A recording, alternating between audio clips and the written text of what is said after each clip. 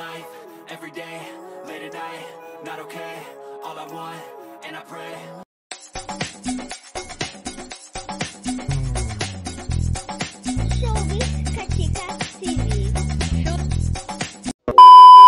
Hello mga kachika!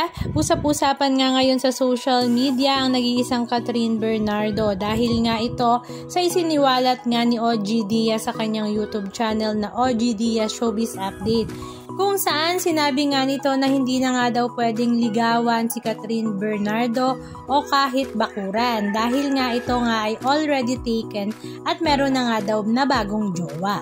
Maging si Daniel Padilla nga ay hindi na rin nga daw pwedeng bumakod, kaya nga rin daw hindi na itinuloy ni Alden Richards ang kanyang panliligaw kay Catherine dahil nga sa bagong jowa nga nito, at talaga namang ito ay naging usap-usapan at super trending sa social media. At ang sinasabi ngang new jowa ni Catherine Bernardo ay ang mayor nga ng Lucena City na si Mayor Mark Alcala. According nga kay OG Diaz, July 30, 2024 ay minessage nga daw niya si Mayor Mark Alcala kung totoo nga bang nangliligaw nga siya kay Catherine Bernardo, pero ito nga daw ay no reaction.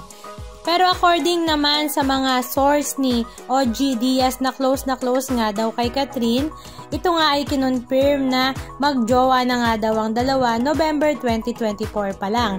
Hindi pa nga lang daw ito napapabalita because that time ay ito nga naman ang showing ng Hello Love Again ni Alden Richards at ni Catherine Bernardo. Sino nga ba si Mark Alcala? Siya nga ngayon ang tumatayong mayor ng Lucena City at talaga namang napakabata pa.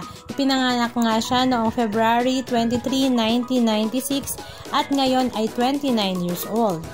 Ang kanyang full name ay Mark Don Victor Benitez Alcala. Talaga namang usap-usapan nga si Mayor Mark this time dahil nga sa kanyang pagkakaling kay Catherine Bernardo. Pero according naman sa Pep Magazine, ay na-corner nga daw nila si Mayor Mark. Pero ito nga daw ay no reaction patungkol nga sa issue nila ni Catherine Bernardo.